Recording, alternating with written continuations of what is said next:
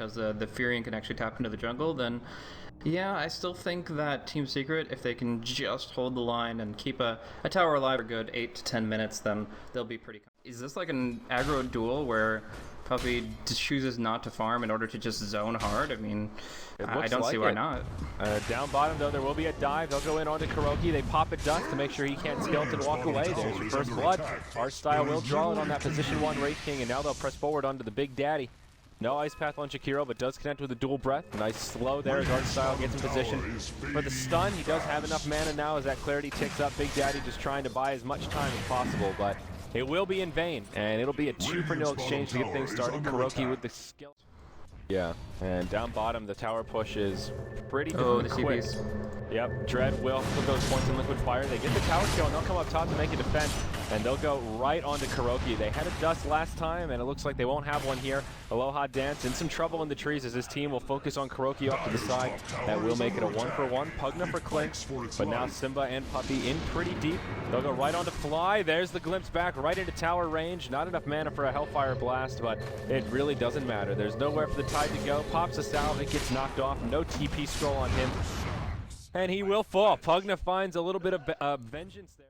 Her early farm as she starts to pull up, presumably towards a Radiance. Now in the top lane, Hellraisers will continue to press forward, and this is where things get a little more risky. S4 coming around the backside, double damage rune online, and Simba taking a lot of damage to start things off. S4 does get glimpsed back. Zubas will fall, and now Puppey pressing forward, connects onto a Sprout with Dread. Tree will get cut through, and now they're all on the run. Aloha Dance just not fast enough. Razor can chase him down here. Slight movement speed advantage. There's your plasma field that bring him down. Nice Sprout. And it'll be a 2-for-0 exchange, and the Sprout will lock Dread in place. He'll stand his ground, recognizing there's nowhere to go. Heroes like Chen and Enchantress, they can't really just bring their full force to a completely opposite lane across the map because, of course, the creeps don't TP with them. So the global teleport, you can kind of bring your party with you. But we do see S4 actually manning up on Dubas here, and a lot of plasma field damage is going to be enough to bring him down. Yeah, now Archstyle comes in, connects with the Wraithfire Blast, but he's not level 6. He will fall, and he will not come back to life. An easy 2-for-0 in the mid lane as S4 gets aggressive. Down one bottom while that was happening, Pugna gets dove.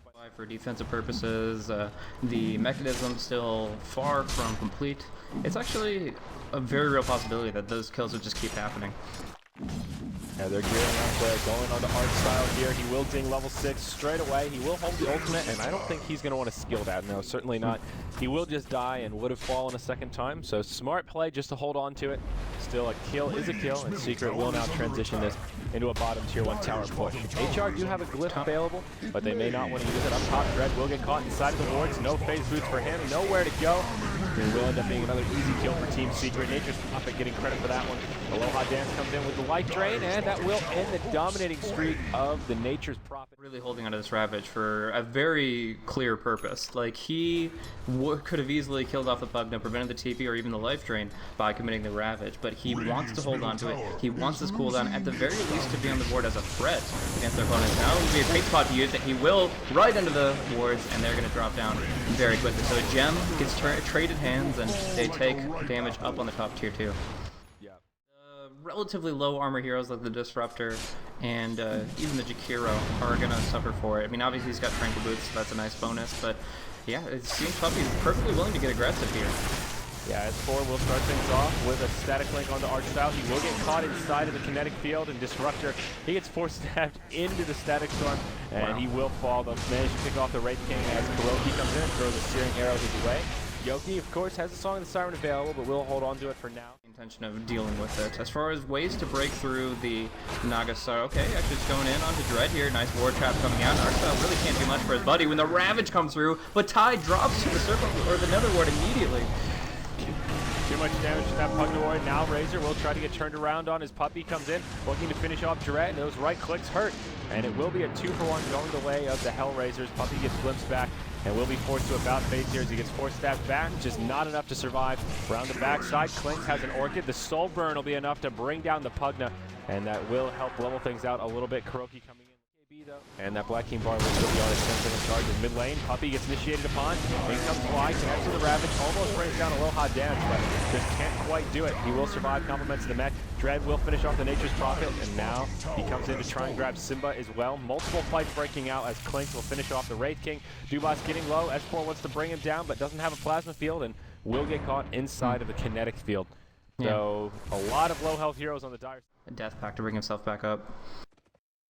Yeah, this Naga Siren is really gaining a lot of momentum, though, holding that #1 seat on the net worth chart, and already BOT's Yasha up, and those are the two luxury items that Naga likes to be able to rush right after the Radiance comes out if possible. Aloha Dance will fall to Kuroki as the Orchid flies through.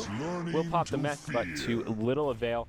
Still, Naga has all these farming tools cruising around at near max movement speed, and he just farms so effectively, even with all these camps blocking the jungle. S4 will get glimpsed back in mid lane. Dread will get turned into a sheep as Yoki comes in with the Naga Siren ulti online. S4 has his BKB on, so he will be immune to the effects, but does get completely isolated. Now Big Daddy and Puppey caught inside of the Ice Blast and Macro Fire coming around the backside in Kuroki. Silence on to the Wraith King and will bring down the Jakiro. That will be the third kill of this fight as HR taking heavy losses. That is often going to be picked off. So that is, well, just good stuff for the Hellraisers here. They might find S4 as he moves up to the high ground. They'll burn and dust, thinking Kuroki might be inbound. Instead, they'll just find the Razor. He pops his BKB, going hard on the Disruptor, and will find a solo kill. Now the rest of Secret come in. Puppey will TP forward. They'll go on to, well, the whole team as a big Ravage comes out from Simba. They'll bring down the Jakiro. Artstyle will come back from his reincarnation, but he will fall. It's absurd how much physical damage is able to come out. Now they get the combo, but the southern end of the kinetic field is open, and they might be able to just walk away. So Aloha Dance will take some big hits here. The BKB just nullifying a lot of the damage in return, and Aloha Dance will be going down. Yeah, S4 has to come in a little bit forward, but he's pretty darn tanky as well. Bane and Artstyle, Wow. Kuroki will be able to finish him off. Even if S4 goes down right here, the damage has been done. Puppey working for the Sprout to stop Yoki from making it back to the well. Will be unsuccessful on that front, but Blade Mail on, trying to return some damage to the twin-headed dragon. It looks like he's going to go ahead and put mirror images behind the towers, and then BOT back to actually help his teammates on the high ground. Or maybe he'll help out Dread with a solo kill here. Puppey taking a lot of damage, and the Blade Mail not really returning enough. We're going to see him go down right when they try to break over the high ground, but they have the song just to break down the Mass Serpent Wards, and even then they've already lost their tier 3. Yeah, even though they got the kill on Puppey, it put Naga in kind of an awkward position, and now the song is going to come out very late. The range racks have already gone down, melee racks taking a lot of damage. Whoa! Don't just let him fall. No Song of Siren comes out as the Wraith King goes down. Puppey buys back, and we'll hop right back into the fray. Artstyle comes back to life, and just gets juiced right away. Ravage flies through. Now Dubas in trouble. Dread takes a lot of damage, and Pugna will actually be the next to fall. And this looks like it'll be the end for HR. Naga Siren's still with her ultimate available. I don't really understand, Blade. Yeah, I mean, maybe she was trying to like use that as an opportunity to single out somebody that had their BKB active, but we saw both BKBs pop, still waiting, still not finding it, and they don't even use it in the standard sense, which is usually just to kill off the Mass Serpent Wards before the real fight begins, so...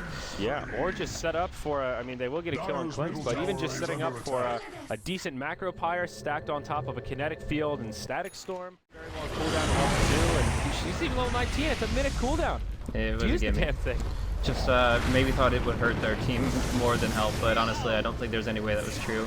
We do see the Stressor Armstrong's shackles coming out onto Dread here. He's going to get pinned down, and yeah, we're going to see an attempt to follow through onto Yoku. Kuroki has the Blink Orchid, but the Manta's up, and he shouldn't be able to get this kill unless Yoku's really slow in the reaction. There it is, the song, but still the right click through PKB. One or two more. Just going to go for the courier, the easy kill, and they will just pursue onto Artstyle here.